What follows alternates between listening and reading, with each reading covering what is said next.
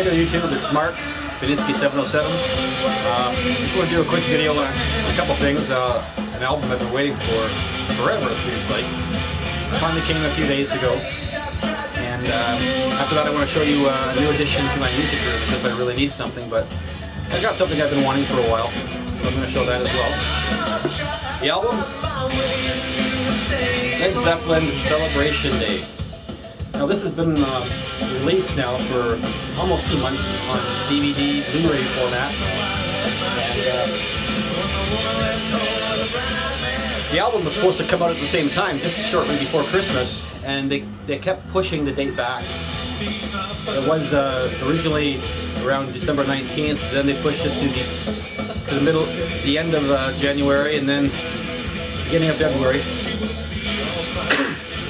And finally they released it on February 12th, which is when I received my copy through Amazon.ca, and I must say that it's really worth the wait. It's a very nice box set. I was expecting like a trifold type open up cover, but I'm really glad that it's a box. The box is so much nicer. Very reminiscent of Led Zeppelin's Song Remains the Same, the 4 LP set that came out a few years ago.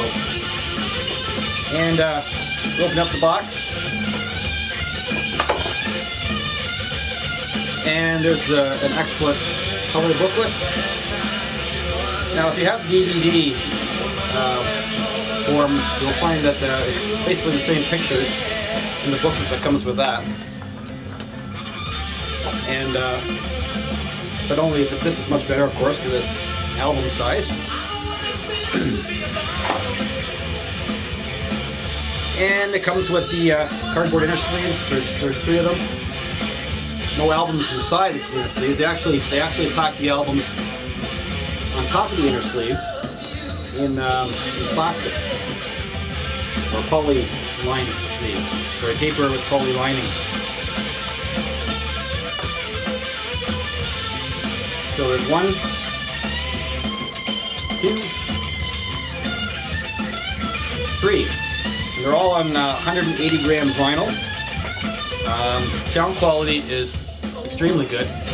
I was very pleased with that. There have been albums in the past I bought where I bought the DVD first, loved the concert, went out and bought the vinyl, and the vinyl just sounds completely dead compared to the sound on the DVD. So I was very happy that sound quality on this is just as good as what's on the DVD.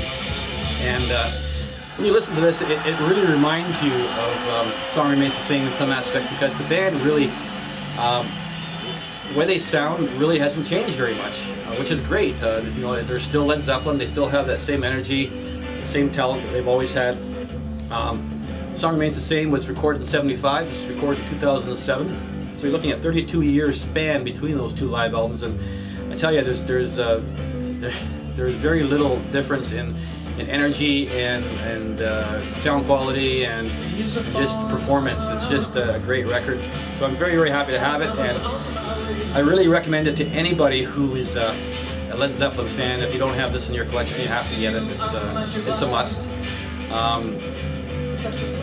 It's probably my the album that I've been looking forward to the most over the past 4 or 5 months anyways. It's just a great record.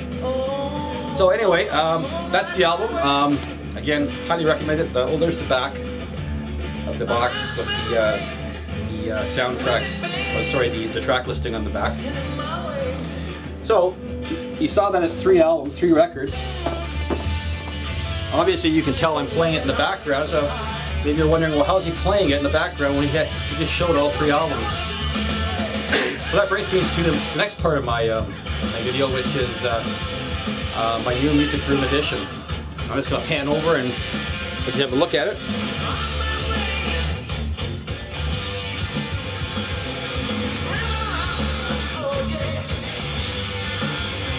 There we go. It's an Akai GX 360D, reel to reel. It's one of the more popular, more well-known models. Actually, you know, a lot of consumers purchase this particular model, probably because price-wise it wasn't top of the line. It was more of a basic model.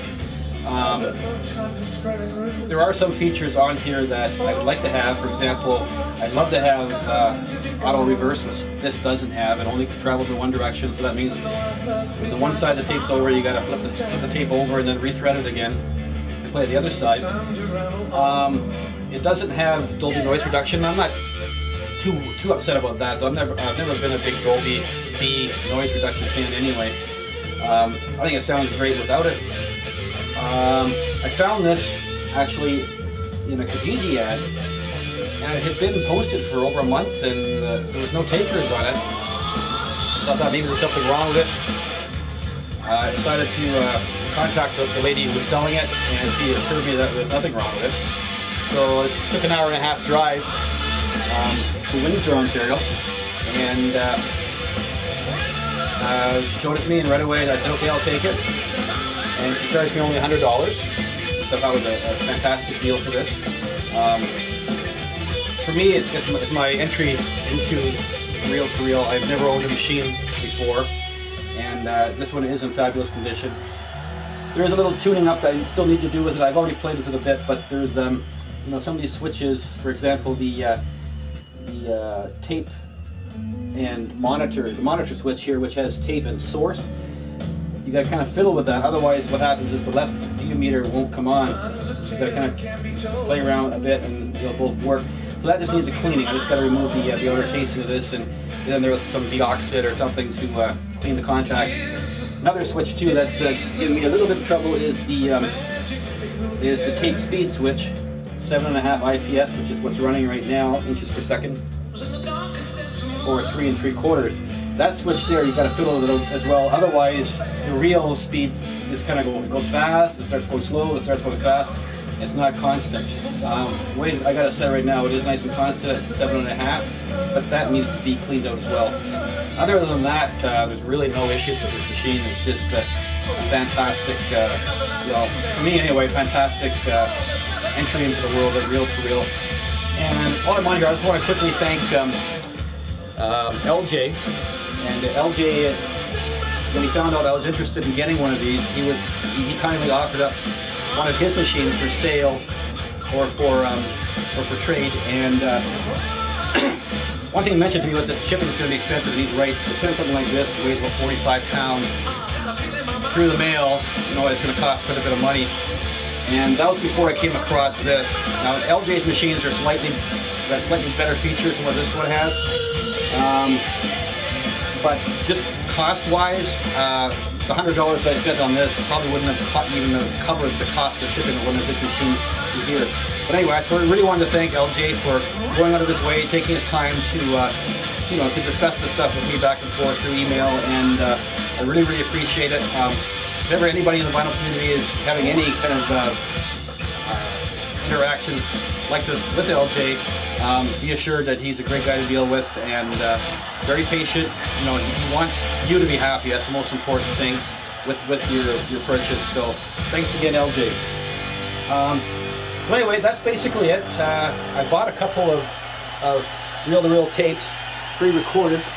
Haven't had a chance to play them yet, and they're both at different speeds. This one's American Pie by McLean. It's recorded at 3 3/4 inches per second, which is the slower speed, and apparently the sound quality is inferior to the faster tape speed, 7.5 inches, which this one's recorded at 3 Dog Night naturally, 7.5 inches per second. So I haven't played them yet because I need a small take-up reel, size 7-inch take-up reel, and I don't have one yet.